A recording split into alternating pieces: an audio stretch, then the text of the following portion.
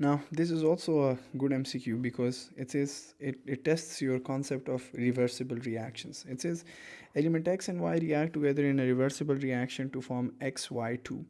1 mole of X is mixed with 1 mole of Y. And now, if you're mixing X with Y and you've also quantified the amount, you are mixing 1 mole with 1 mole, you need to first check out the limiting and excess reactant, because if you have two data, you need to check out how many moles of Y would react with S or how many moles of X would react with Y. And through the equation, you'd figure that 2 moles of Y react with 1 mole of X, right?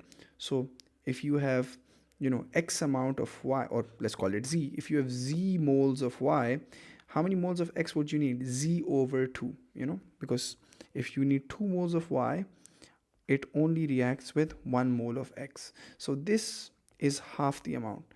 Whatever Y you have, you need half of X for that. So if you have 1 mole of Y, how many moles of X do you need?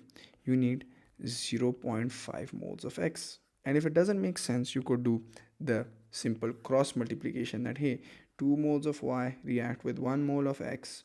So 1 mole of Y, which is given in the question, will react with how many moles of X? And cross multiply, what do you get? 1 over 2, that's 0.5. So 1 mole would react with 0.5 moles of X.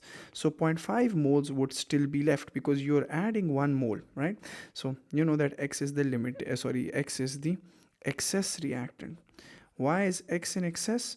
Because you realize that for 1 mole of Y, it'll only react with 0.5 moles of X. You calculated it right here. So, but in reality, you're adding 1 mole of X. So 0.5 moles would be left behind.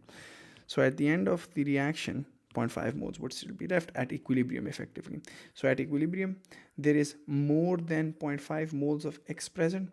Well, absolutely. Why is there more than 0.5 moles of X present? Why not 0.5? Why is there more than 0.5 moles of X present? Because you'll realize that at equilibrium, not all of the reactants go into products. In a reversible reaction, not all of the reactants go into products, which means that if you have 0.5 moles of X left, it's just a test of reversible reaction theory, that if you know that 0.5 moles of X would be left, it'll be a little more than 0.5, because not all of the X would have reacted with Y. Not all of the X would have reacted with Y. Why? Because it's a reversible reaction. It doesn't go into completion.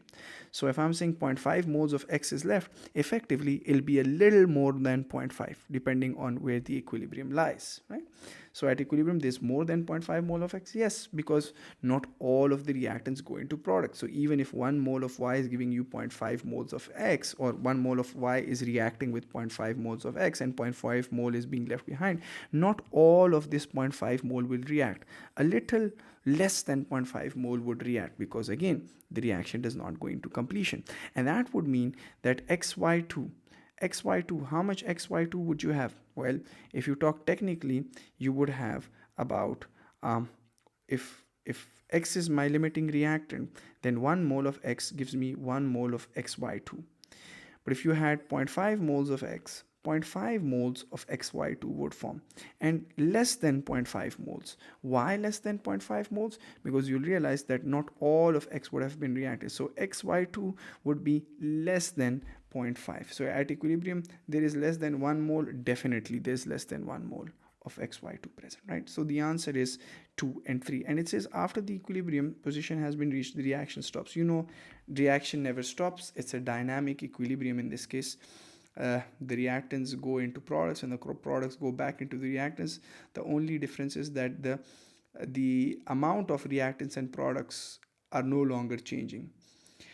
The only thing that you need to understand is that the rate of forward reaction is equal to the rate of reverse reaction. So the reaction doesn't stop. It just goes on to be that the story just goes on. The X and Y react together to give you XY2. Let's suppose this takes 2 seconds. So in the same 2 seconds, this would decompose or break down to give you this back. So the amount of reactants and products are no longer changing, but the reaction doesn't stop. It just goes from here to here, here to here. The rate of forward and backward just becomes equal. Yeah. So 2 and 3, D is the correct option.